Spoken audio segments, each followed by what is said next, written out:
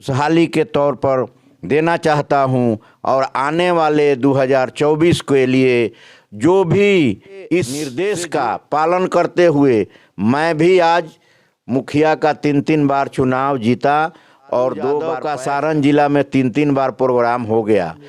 तो प्रोग्राम होने का कोई भी कारण है और उनका मन धन से राजश्री को जिताने का काम करेंगे और लालू यादव तेजस्वी यादव। नमस्कार, आप देख रहे हैं टसन न्यूज और मैं हूं अनिमेश सिंह। आज सारण जिले के दरियापुर प्रखंड के जाना पंचायत के मुखिया एवं कार्यकारी अध्यक्ष साथ के साथ पैक्स अध्यक्ष भी हैं और इनसे बात करेंगे। जैसे कि आज बात करें तो आज 2023 में हम लोग हैं और कल से हम लोग 2024 में एंट्री कर जाएंगे। विशेष करके तो सर सबसे पहले आपका टसन न्यूज में बहुत बहुत स्वागत है। आपको भी और टसल न्यूज़ से जितने लोग जुड़े हुए हैं उनको भी साल का अंतिम दिन है। सभी लोगों को बधाई, शुभकामना और 2023 के विदाई के लिए हम लोग चाहेंगे कि जो 2023 बीता वह सभी के लिए जो अच्छा और बहुत से लोगों को खुशहाली लाया। मैं इसी के साल का विदाई खुशहाली के तौर पर देना चाहता हूं और आने वाले 2024 के लिए जो भी इससे जुड़े हुए हैं और अपने पंचायत मुजावना, प्रखंड दरियापुर, सारण और बिहार के लोगों को यह शुभकामना देना चाहता हूं कि आने वाला दिन 2024 आप लोगों के लिए खुशखबरी एवं शांति व्यवस्था, सुखमय जीवन व्यतीत हो, यही मैं कामना करता हूँ। सर अगर बात करें तो अब 2023 में हम लोग हैं और कल से 2024 का। इसके पहले अगर बात करें तो बहुत सारे लोग, किसी का अच्छा से कटा तो किसी का थोड़ा अच्छा से नहीं भी कटा, लेकिन अभी की बात करें तो नए साल में आप भी अब जा रहे हैं और नए साल का अब क्या विशेष करके रोड मैप क्या तैयार है? क्योंकि आप लोग राजद में भी हैं और राजद में विशेष करके आप लोग सक्रियता से रहते हैं। बहुत सारे लोगों को हम देखते हैं कि सदस्यता लेने के बाद भी उतना सक्रियता नहीं रहता है, लेकिन आपका हम देखते हैं कि एक 2-2 पद और 3-3 पद पे रहते हुए आपके अंदर जितना सक्रियता रहता है राजद में, आगे का प्लानिंग क्या है आप लोग के पार्टी का? मैं आपको बता दूं अनिमेश जी कि मैं आज से नहीं, जो हम लोगों के गरीबों के मसीहा और राष्ट्रीय जनता दल के राष्ट्रीय अध्यक्ष, हम लोगों के गुरु लालू प्रसाद यादव जी जब से इस सारण के धरती पर 1977 में उन्होंने जयप्रकाश नारायण के आंदोलन के समय से सारण जिला का प्रतिनिधित्व एमपी के माध्यम से उन्होंने करने का काम किया और उसके बाद से आज तक उन्होंने सोनपुर का 2 बार विधानसभा का भी प्रतिनिधित्व किया, सारण का 5 बार प्रतिनिधित्व किए और मुख्यमंत्री बने बिहार के और रेल मंत्री भी बने। उस समय से लेके उन्हीं का यह देन है और उन्हीं का यह कहावत है कि चुनाव जीतूं या हारूं, लेकिन अपना कार्यक्रम और अपना मत काउंटिंग से गुण कर ही निकले। इसलिए यह बड़ी बात है कि कोई हार जाता है तो राजनीति से अलग हो जाता है और मैं उन्हीं का वचन का और उन्हीं के निर्देश का पालन करते हुए मैं भी आज मुखिया का 3 बार चुनाव जीता और 2 बार पैक्स का, मैंने 3 बार कहिए, पहले भी पैक्स के अध्यक्ष थे और जो भी हमारे पार्टी का जो भी कार्यक्रम आता है उसमें मैं चढ़ बढ़ कर हिस्सा लेता हूं और आने वाले दिनों में आपका कहना है कि पार्टी का क्या निर्देश है, तो हम लोगों के राष्ट्रीय अध्यक्ष का इंडिकेशन है, संकेत है कि आप देख लिए कि करीब करीब 2 माह से कम में ही लालू यादव का सारण जिला में 3 बार प्रोग्राम हो गया। तो प्रोग्राम होने का कोई भी कारण है और उनका संकेत है कि माननीय हम लोगों के नौजवानों के दिलों के धड़कन बिहार के उप मुख्यमंत्री तेजस्वी यादव की पत्नी राजश्री यादव सारण लोकसभा से चुनाव लड़ने का काम करेगी और हम लोग तन मन धन से राजश्री को जिताने का काम करेंगे और लालू यादव तेजस्वी यादव को हाथ को और मजबूत करने का काम करेंगे, इसलिए कि जो अपने देश में सांप्रदायिक ताकतों ने लोगों को जो तंग तबाह कर रहा है, किस मामले में, महंगाई में, बेरोजगारी में। कोई भी अभी तक भारत के अंदर में 10 साल पूरने जा रहा है मोदी जी का खाली चलता है क्या? तब पाकिस्तान हो, हिंदुस्तान हो, मुस्लिम हो, हिंदू हो, हिंदू और मुस्लिम का बात से पेट नहीं भर जाएगा।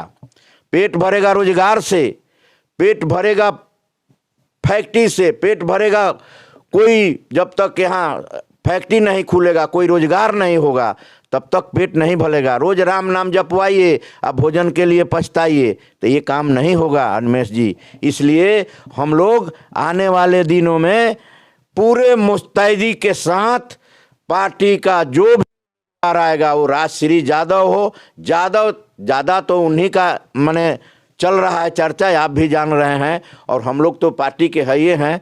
इसलिए हम लोग अब की बार इंडिया गठबंधन जो पूरे भारत में बना है, तो हम लोग चाहेंगे कि अब की बार मोदी जी को सत्ता से बेदखल करें और इंडिया का सरकार बने, इंडिया गठबंधन का, और हमारे पार्टी और गठबंधन का जो निर्णय होगा वह प्रधानमंत्री का उम्मीदवार होगा। अगर बात करें तो सारण लोकसभा में राजश्री यादव का इसके पहले भी चर्चा रहा है, और जब से लालू जी कैंपेन पे कैंपेन सारण में 2-2, 3-3 बार कैंपेन किए, उससे पूरा सामने नजर आने लगा कि नहीं, राजश्री ही आने वाली है। बहुत सारे युवा चाहते हैं कि इस बार राजश्री आएंगी, तो राजश्री का एजेंडा क्या होगा सारण के लिए?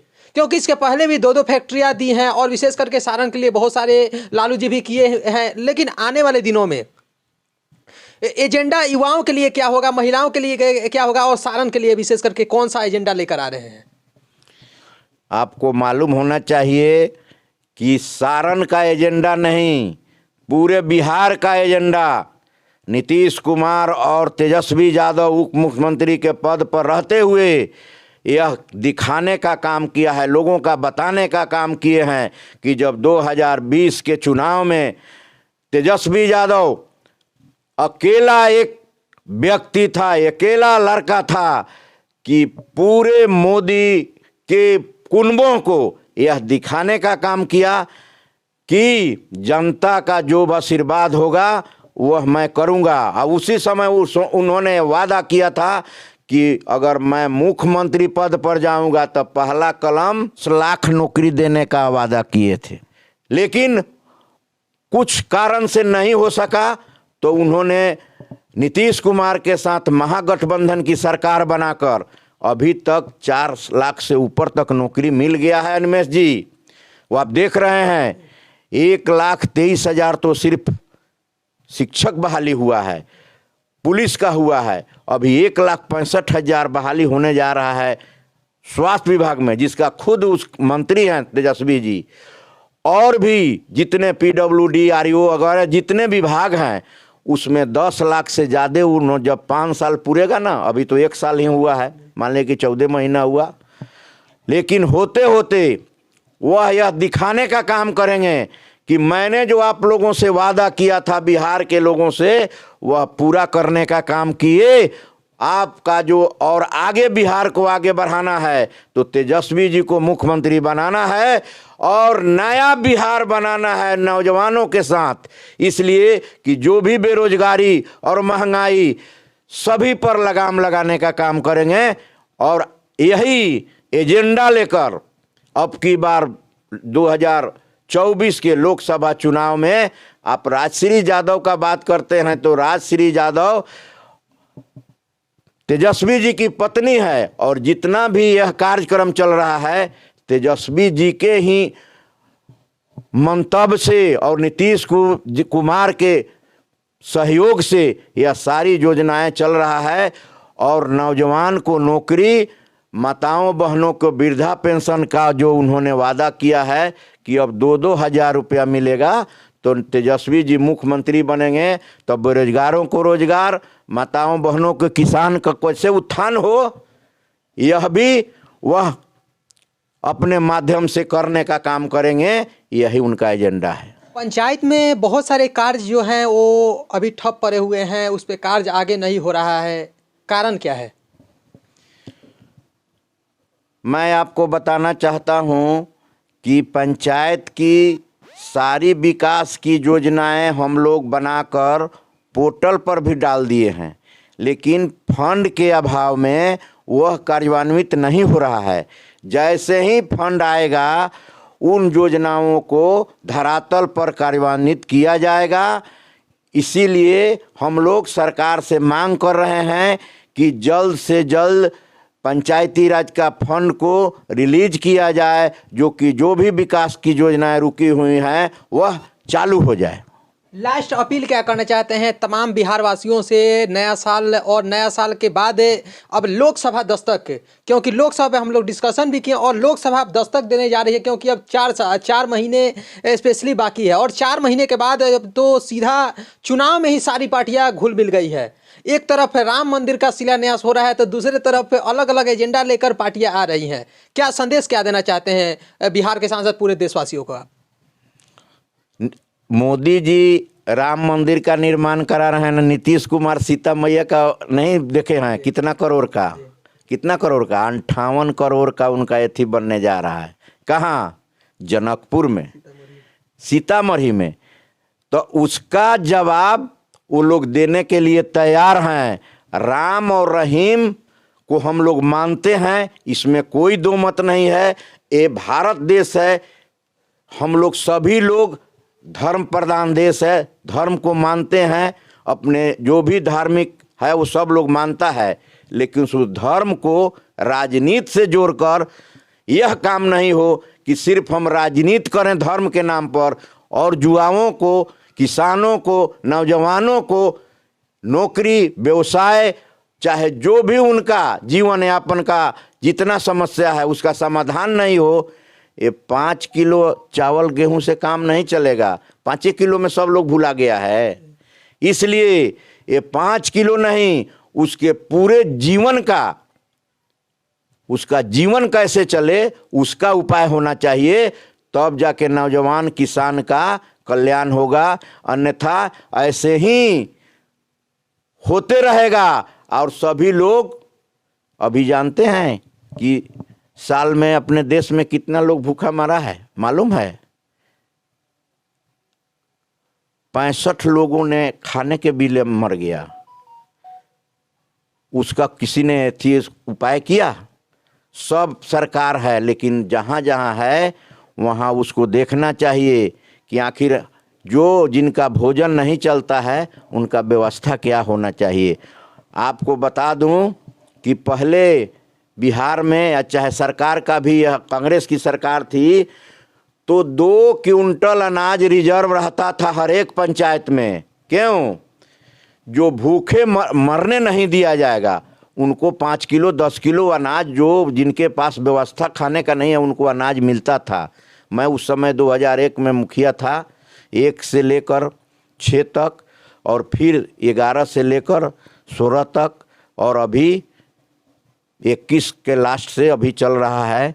तो उस समय भी हम लोग लिखते थे कि अगर जिसको साफ देखते हैं कि इसको कोई देखने वाला नहीं है उसको 10 किलो अनाज दे दो, 15 किलो अनाज दे दो। तो रिजर्व रहता था मुखिया के अनुशंसा पे लिए, डीलर के यहाँ रिजर्व रहता था, वह मुखिया अनुशंसा करता था। लेकिन अभी हम लोग पार्टी का बात करते हैं, लेकिन मैं मुखिया भी हूँ, पैक्स अध्यक्ष भी हूँ, लेकिन देख लीजिए 14 महीना हो गया पंचायती राज के यहाँ फंड के लिए बिहार में न सेंट्रल सरकार दे रही है और न बिहार सरकार दे रही है।